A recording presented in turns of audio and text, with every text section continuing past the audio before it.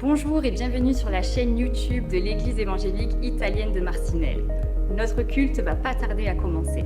En attendant, permettez-moi de vous inviter sur notre page Facebook EEIM juste ici ou à découvrir notre vitrine Instagram EEIM juste là.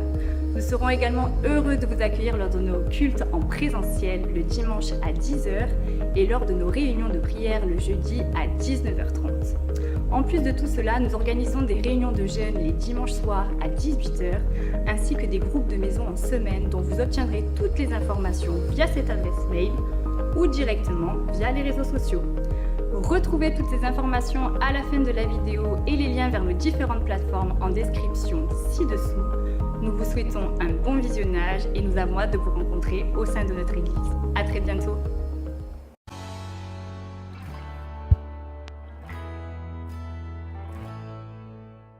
Gloire à Dieu. Est-ce que vous êtes prêts pour un message d'encouragement ce matin? Oui. Est-ce que le Seigneur a mis à cœur ce matin? On continue vraiment dans cette série que nous avons entamée. Ça va encore durer quelques dimanches. Donc, le thème de notre année, c'est « Conquérir ma terre promise ». Tim, est-ce que tu peux me donner la télécommande si tu veux bien?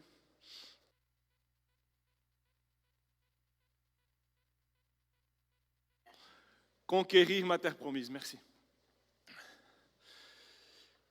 Donc nous avons vu, chers frères et sœurs, que avant d'aller au combat, avant que nous puissions nous engager dans ces combats, qui est tout d'abord un combat spirituel, nous devons passer par un moment de préparation. Donc un petit refresh, juste pour vous souvenir un petit point, des points, des leçons que nous avons abordées les dimanches passés. Donc, préparation avant les combats, c'est-à-dire que nous devons quitter les déserts pour conquérir la promesse. Ça veut dire aussi que nous devons avancer en sachant que Dieu est au contrôle. Nous devons aussi être engagés spirituellement avec Dieu, déjà même avant les combats, mais aussi pour aller conquérir notre terre promise, dans notre préparation, nous devons laisser notre passé pour de nouvelles bénédictions. Voilà les thèmes, les leçons que nous avons apprises. Les messages là ont été donnés en 2 fois, donc en 2 dimanches. Vous pouvez les retrouver sur notre site YouTube Église EEIM. Donc je vous encourage vraiment, si vous avez raté ces messages-là, à vraiment vous ressourcer à travers ces messages. Aujourd'hui, le titre de mon message, c'est « Ta victoire passe par les plans divins ». Chers amis, j'aimerais qu'on puisse aujourd'hui saisir cette vérité. Bien souvent, nous cherchons des solutions. Bien souvent, nous cherchons vraiment comment, par nos efforts, nous pouvons arriver à la victoire. Mais surtout, nous devons nous rappeler que notre victoire doit passer par les plans de Dieu. Nous devons venir à lui. Nous devons vraiment savoir, Seigneur, quel est ton plan pour ces moments? Quel est ton plan pour ma situation? Quel est ton plan? Et donc, chers amis, dans ces temps de préparation, le peuple de Dieu, après ces temps de préparation, le peuple de Dieu va faire face à son premier combat. Je vous invite à prendre vos Bibles en Josué 6. Nous allons lire du verset 1 à 5. Donc son premier combat, c'était de conquérir la ville de Jéricho. Josué, chapitre 6, du verset 1 à 5.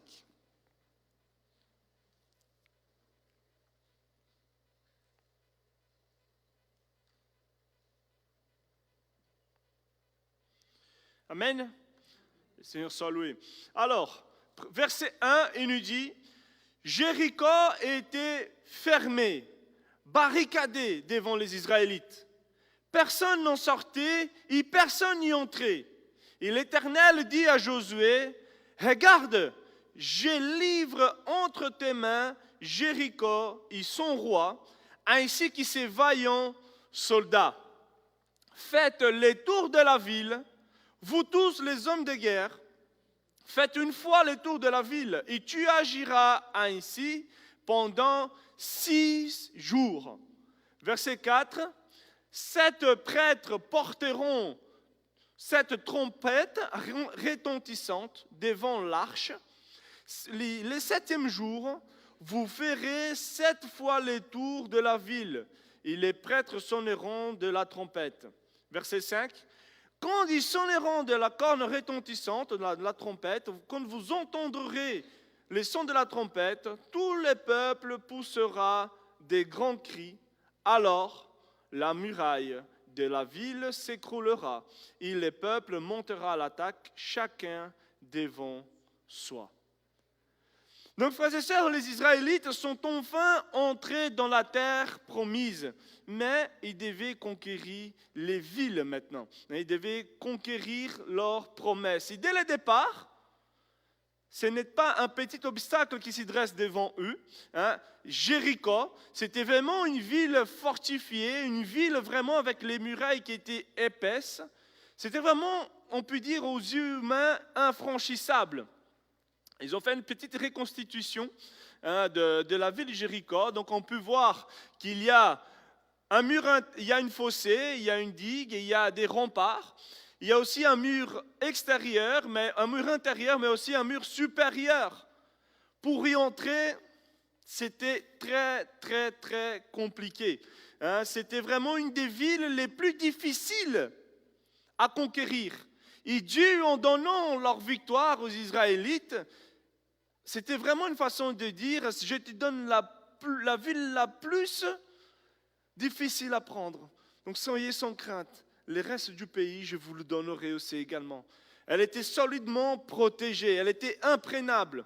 Et les fouilles archéologiques montrent que Jéricho a été conquise et détruite vers la fin de l'âge du bronze, c'est-à-dire du 1300 à 800 avant Jésus-Christ.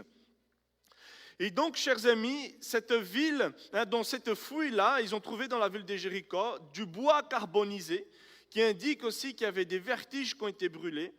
Les fouilles archéologiques ont aussi permis de trouver encore de réserves de nourriture qui étaient enfouies. C'est que exclut aussi une conquête par siège. C'est quoi une conquête par siège? Tout simplement, une conquête par siège, c'est une stratégie militaire. Donc, on vient vraiment encercler une ville, on vient encercler une forteresse et on empêche vraiment on coupe toutes les ressources du village, que ce soit de l'eau, que ce soit de la nourriture, que ce soit aussi des renforts, jusqu'à ce que les habitants du village s'y rendent eux-mêmes. Ça peut durer des semaines, des mois, voire des années. Donc, nous pouvons voir aussi également, ils ont pu aussi, dans leurs recherches, trouver qu'il était possible qu'un tremblement de terre a été probablement l'instrument dont Dieu s'est servi pour accomplir ses miracles, pour abattre ses murailles, ses remparts. En tout cas, chers amis, ce que j'ai envie de souligner dans tout cela, c'est que ce qui est certain, c'est que cette victoire-là a été remportée vraiment d'une manière surnaturelle. Oui, on peut dire que c'est les tremblements de terre, mais il fallait que ce soit au 7e jour. Il fallait que ce soit au bon moment. Il fallait que ce soit vraiment quand Dieu a décidé de. Il est vrai qu'Israël avait déjà traversé de nombreuses épreuves avant d'arriver à cette étape de combattre contre Jéricho. On se souvient de l'histoire, ils ont dû faire face à la mer Rouge qui bloquait quand ils sont sortis de l'esclavage de l'Égypte. Ils ont dû faire face à un désert qui n'avait pas d'eau, pas de nourriture. Ils avaient des menaces aussi du peuple hostile. Ils ont dû aussi traverser les fleuves du Jourdain. En tout cas, ce que j'aimerais souligner, c'est qu'à chaque étape dans ces processus de conquête, il y avait un défi. En fait, c'est comme s'ils allaient de défi en défi, des combats en combat. Comme s'ils disaient, mais Seigneur, cette conquête de la terre promise, ce n'est que des combats, ce n'est que des défis. Et chers amis, néanmoins, nous pouvons voir que Dieu s'est montré fidèle avec son peuple. Dieu les a soutenus, Dieu leur a donné ce qu'ils avaient besoin. Dieu les a soutenus, que ce soit moralement, physiquement et spirituellement. Dieu leur a donné tout malgré les épreuves. Et peut-être que toi, tu te sens ce matin, mon cher ami, ma chère sœur, mon cher frère, comme ces peuples israélites. Peut-être aujourd'hui, tu vas de défi en défi. Peut-être ce matin, tu es en train d'aller des combats en combat. Mais tu peux voir la main de Dieu qui t'a guidé jusqu'au moment présent. Toutefois, aujourd'hui, peut-être tu te trouves face à ton Jéricho. Peut-être ce matin, tu regardes ta situation et tu dis, mais Seigneur, c'est une situation impossible. C'est infranchissable cet obstacle-là. Je ne saurais pas comment faire. C'est une muraille imprégnable, inébranlable. Peut-être tu te dis ce matin, Seigneur, à quand ma victoire? Peut-être que tu te dis ce matin, Seigneur, il n'y a que toi qui peux donner la victoire. Et chers amis, ces murailles peuvent représenter une situation bloquée dans notre vie. Ces murailles peuvent aussi être une image d'un combat spirituel qui est difficile, un projet que nous n'osons pas entreprendre. Peut-être c'est Dieu qui tarde à agir et à accomplir sa promesse. Pourtant, comme pour Josué et le peuple d'Israël, Dieu a déjà un plan pour nous donner la victoire. Dieu avait déjà un plan établi. Il est vrai que ni tout est comme nous pensons, cette victoire. On ne sait pas comment le Seigneur va agir, comment il va intervenir, mais en tout cas, une chose est sûre, chers amis, toute chose concourt au bien de ceux qui aiment à Dieu. On doit comprendre la souveraineté de Dieu. Il s'est dit, Seigneur, je veux me confier à ton plan divin. Indépendamment de comment tu donneras la victoire. Peut-être sa victoire, c'est nous épargner des souffrances au futur, et peut-être il nous dit un non aujourd'hui. Mais c'est aussi une victoire. Et chers amis, en tout cas, j'aimerais qu'on puisse saisir vraiment les plans de Dieu. En tout cas, laisser nos cœurs ouverts à ce qu'il lui, il a décidé d'accomplir. Et j'aimerais en tout cas souligner une chose essentielle. Ma victoire, ta victoire, notre victoire, elle passe par les plans divins. Donc ce matin, à travers cette histoire, j'aimerais souligner deux vérités. Quand on passe par les plans divins pour conquérir notre terre promise, nous devons savoir que... ça c'est... Les trompettes du premier jour, au 6e jour, 12e jour. C'est pas maintenant les trompettes, sœur. Amen. En tout cas, chers amis, la première leçon que nous pouvons tirer de cette terre promise, c'est que Dieu donne dans le monde spirituel, nous conquérons dans le monde réel. Dieu donne dans le monde spirituel et nous conquérons dans le monde réel. On peut regarder, chers amis, dans le verset 2, quelque chose d'intéressant.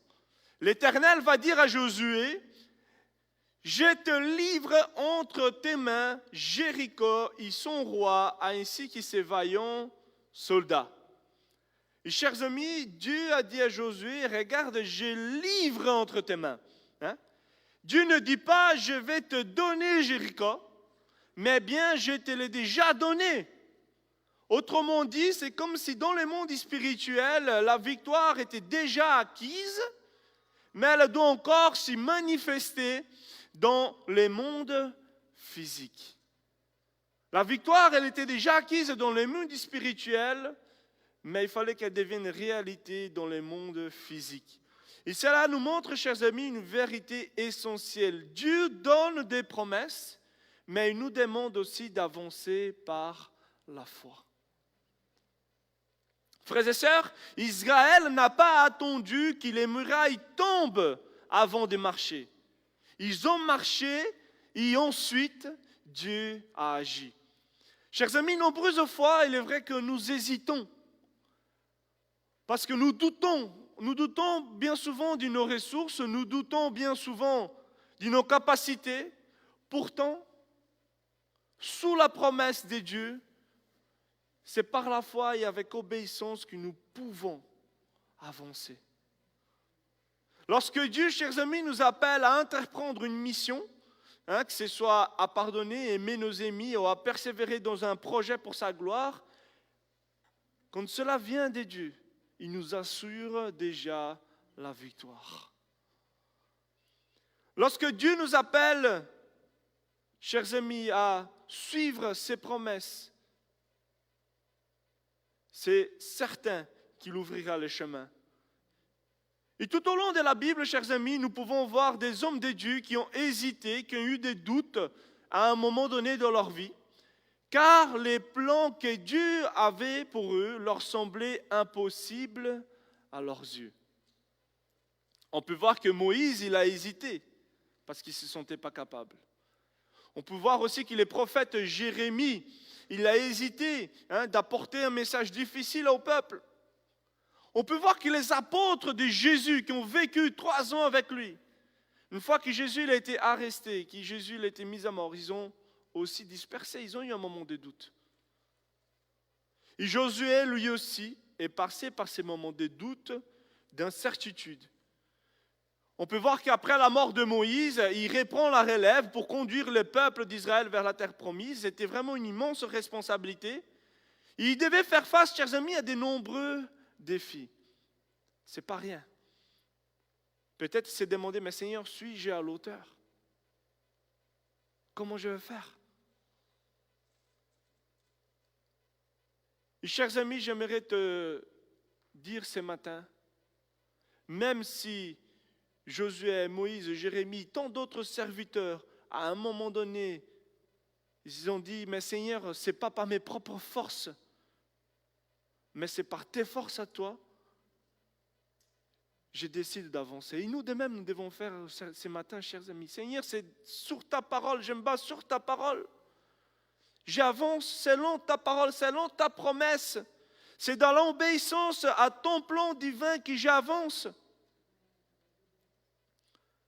Et nous avons besoin, chers amis, d'être encouragés dans ces moments-là.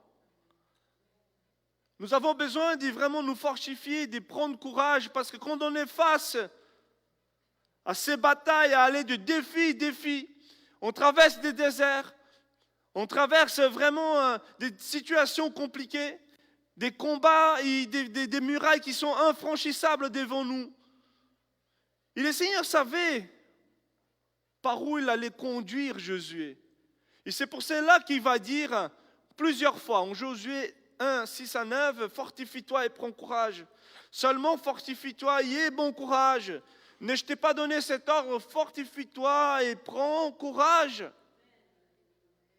Dis à ton voisin, fortifie-toi et prends courage. Si Dieu insiste autant, chers amis, c'est parce qu'il savait que Josué, certainement, il allait faire face à la peur, à l'incertitude.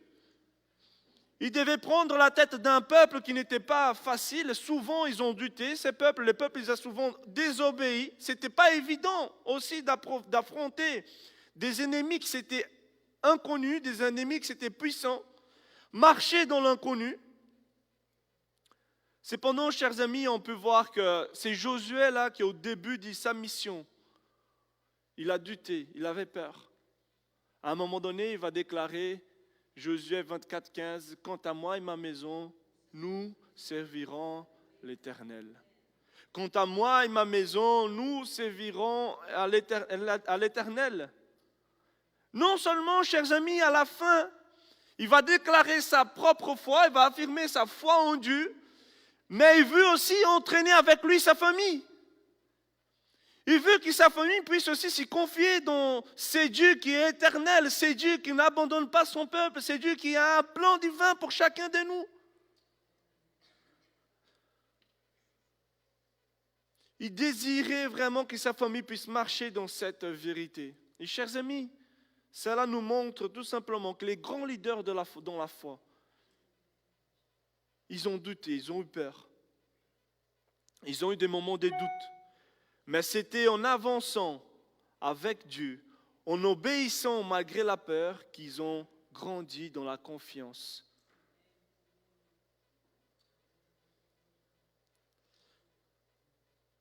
Chers amis, c'est en avançant avec Dieu qu'ils ont pu conquérir leurs promesses. Dieu avait déjà donné une victoire dans le monde spirituel. Mais eux, ils devaient combattre pour que cela puisse devenir réalité dans le monde physique.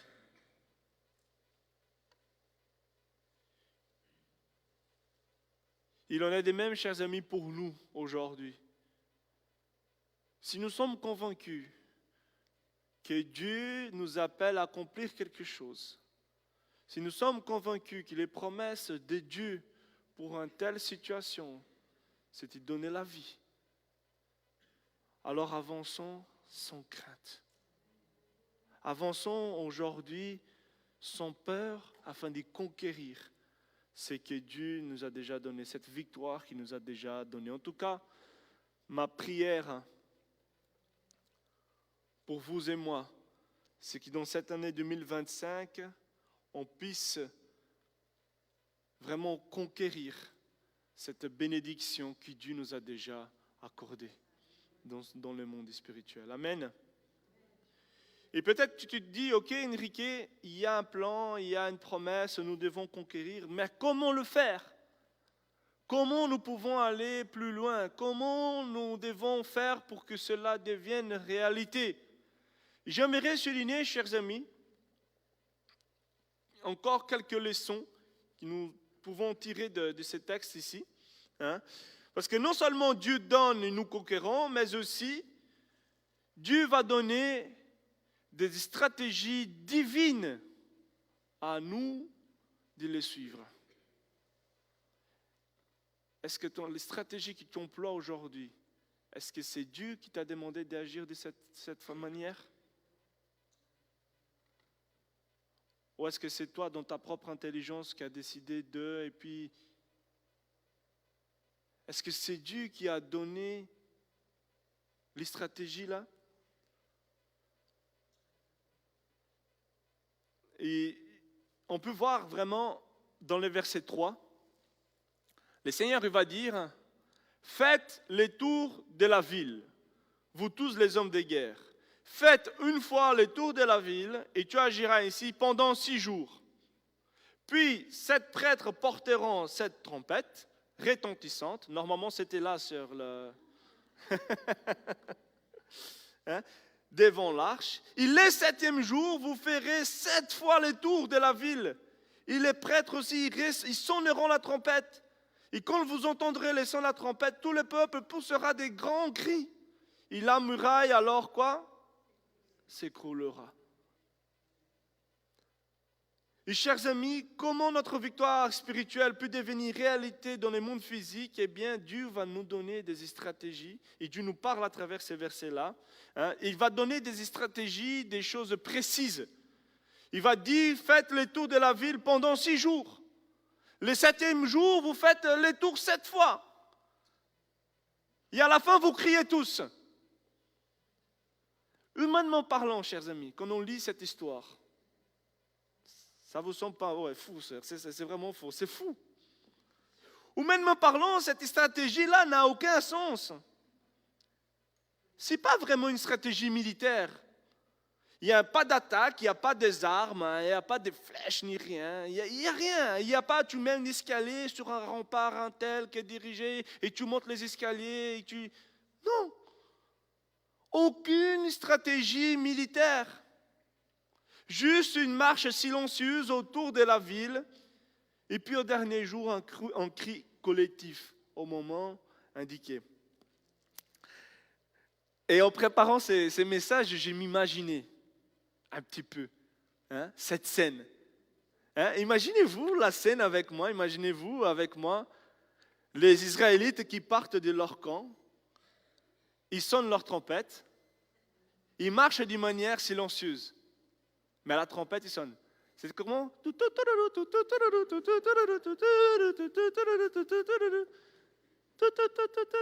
C'est pas ça, non? Et puis ils arrivent dans leur camp. 2e jour, Encore la trompette. Marche silencieuse. Ça, aide-moi à mettre ta sonnerie. Jour 2, jour 3, jour 4, jour 5, jour 6. Imaginez maintenant les soldats de Jéricho. Premier jour, ils guettent un petit peu. Qu'est-ce qu'ils font là? Ah, ils tournent. Allez, on y va. Et puis je pense qu'à la fin, 3e, 4e jour, ils regardaient vraiment assis. Qu'est-ce qu'ils font ceux-là, hein?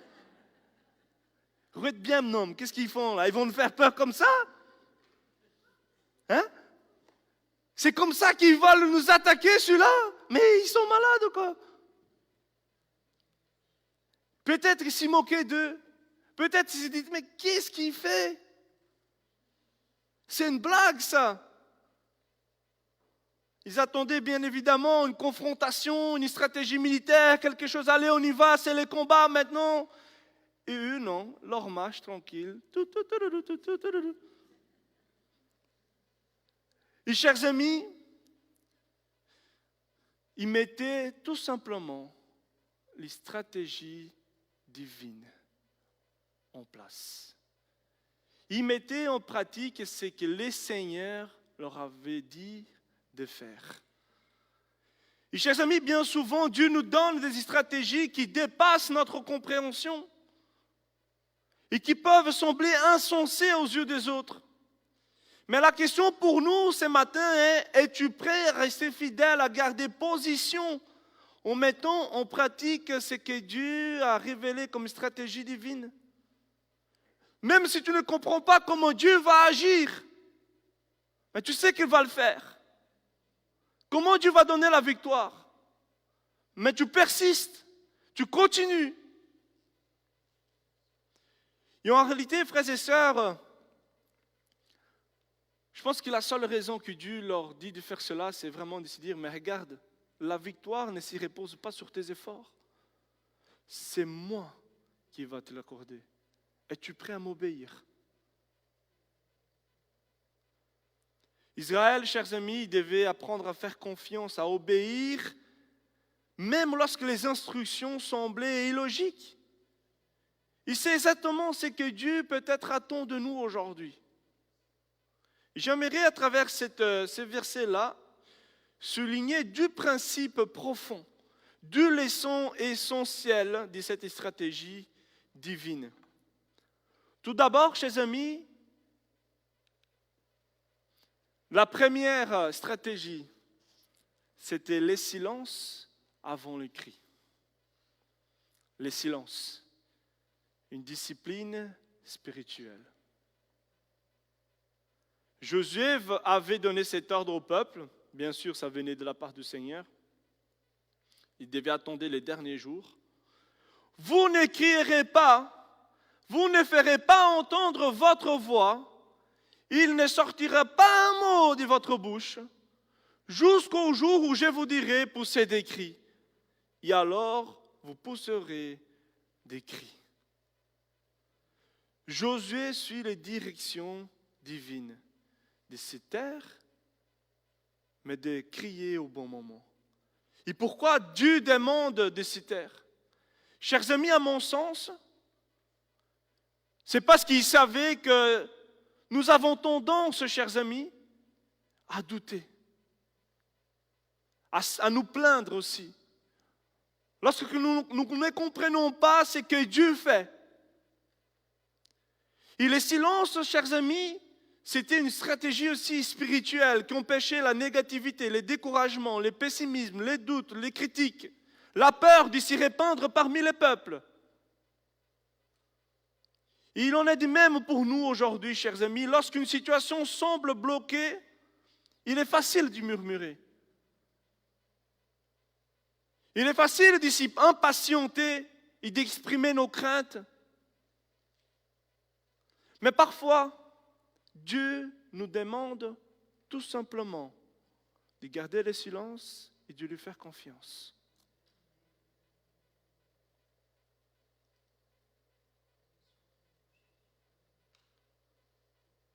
Garder le silence et lui faire confiance en attendant les bons moments pour agir. Exode 14, 14 nous dit, c'est l'Éternel qui combattra pour vous. Quant à vous, gardez les silences. Chers amis, il y a des moments où Dieu veut que nous apprenions à rester en silence justement pour écouter sa voix. Pour écouter ses directives avant d'agir, plutôt que de réagir selon nos émotions. Et ce silence, chers amis, est une discipline spirituelle qui nous fortifie de notre foi parce que nous attendons à lui. Mais aussi une autre leçon est que dans leur silence, il y avait quand même, ici j'ai mis la prière et la louange comme arme de victoire. Il y avait les trompettes, on peut voir cette...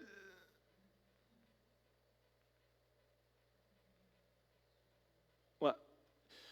Dans le verset 4, je ne l'ai pas mis, mais il fait marquer 7 prêtres porteront 7 trompettes retentissantes. La prière et la louange. Et peut-être tu dis demande, mais Enrique, qu'est-ce que les trompettes a à voir avec des prières et des louanges? Et on peut voir que bibliquement, il y a un lien très parlant. Les trompettes, chers amis, en fait, ils étaient utilisées, cette trompette sacerdotale, ils servaient tout d'abord à appeler à la prière, mais aussi à proclamer l'intervention divine.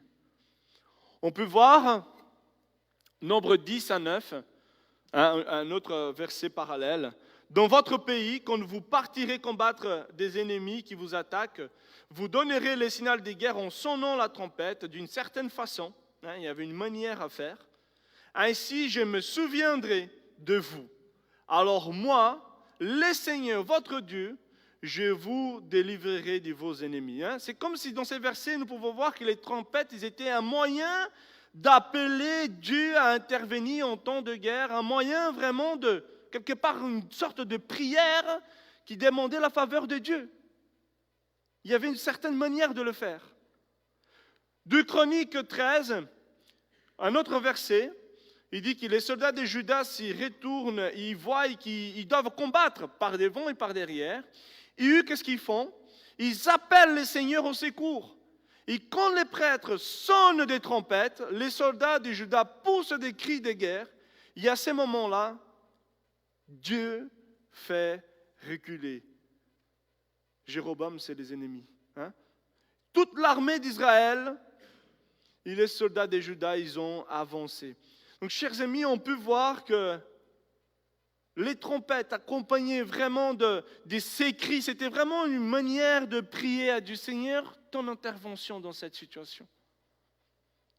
C'était vraiment une sorte de prière afin que Dieu vienne à leur secours.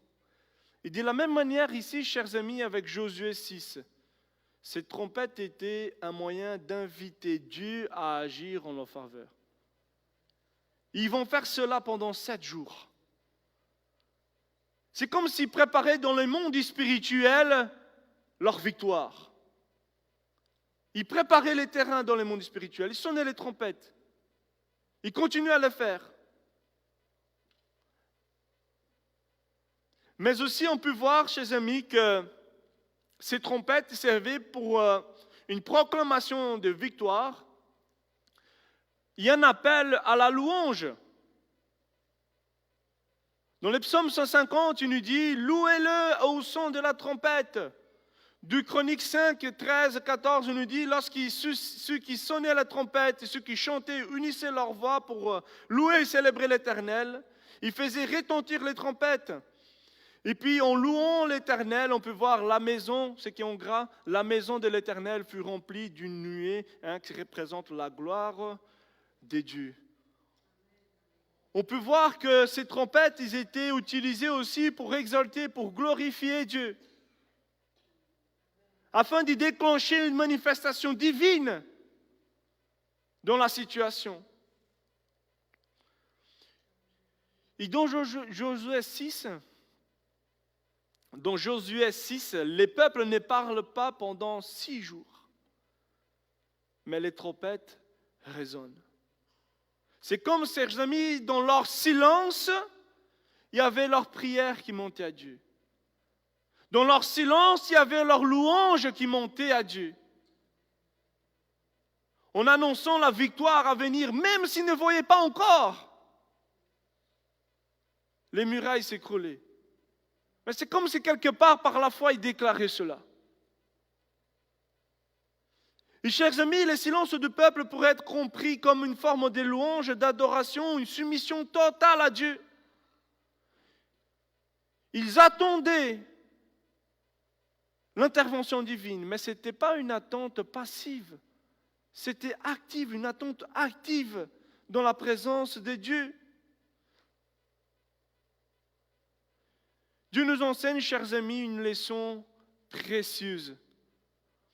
Lorsque nous choisissons de louer au lieu de nous plaindre, lorsque nous décidons de lui faire confiance plutôt que de nous décourager, nous préparons les terrains pour voir sa puissance à l'œuvre.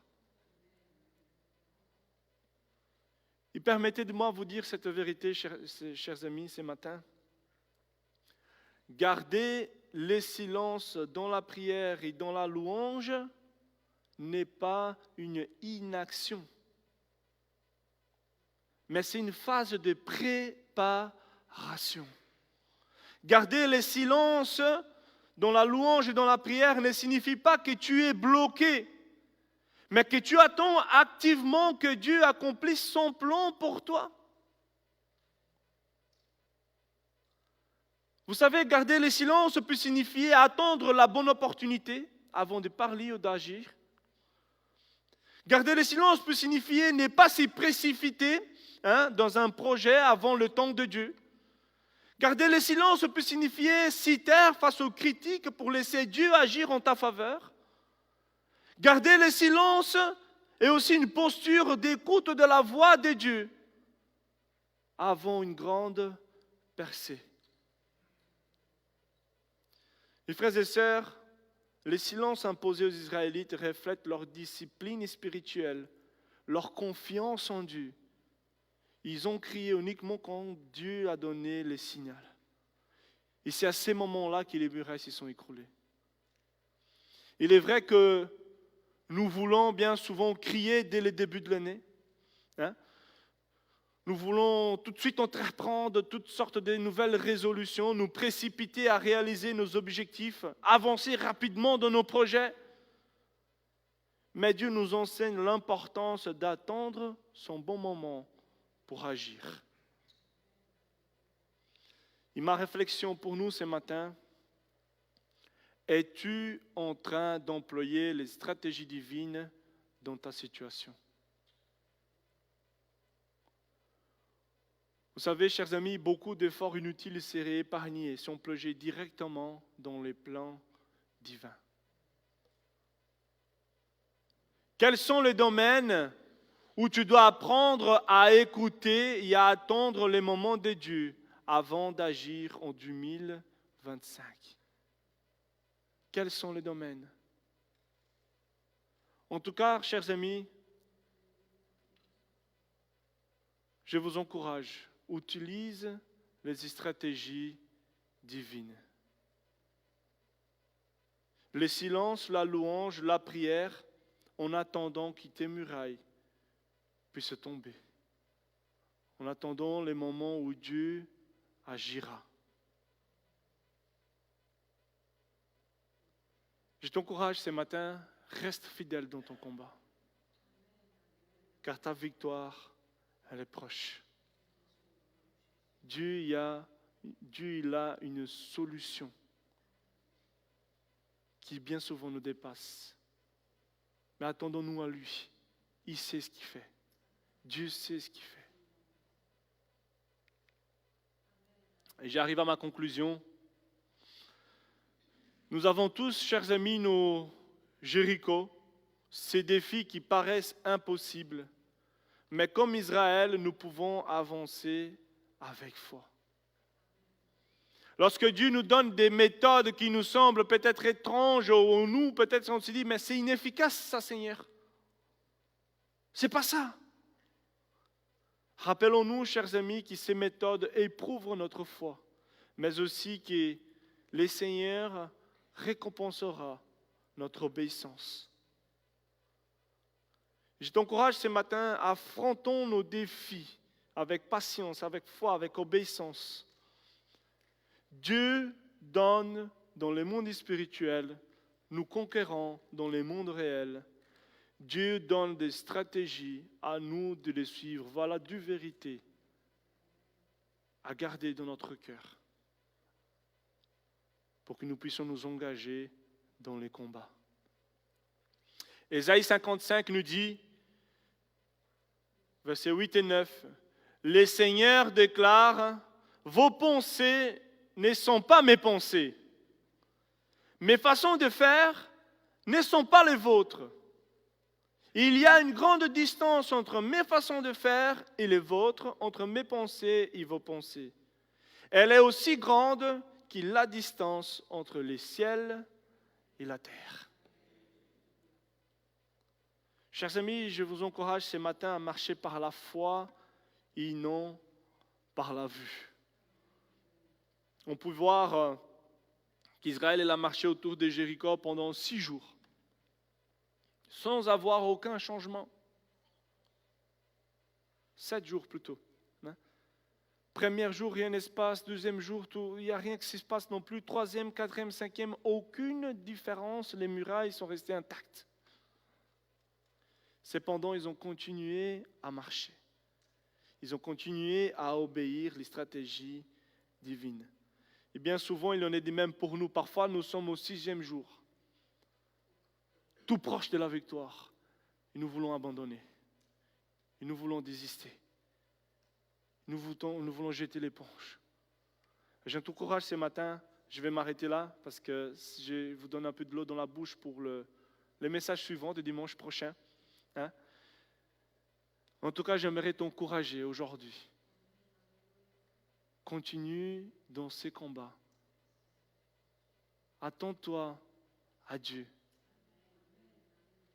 Demande-lui, Seigneur, quelle est ton stratégie? Comment je dois agir? Comment je peux faire vraiment que dans le monde réel, je puisse vivre tes promesses qui ont déjà été déclarées dans le monde spirituel? En tout cas, si vous voulez savoir plus de cette histoire, je vous donne rendez-vous dimanche prochain pour vous donner vraiment encore des leçons qui vont changer notre vie. Est-ce que ça vous a fortifié le message ce matin?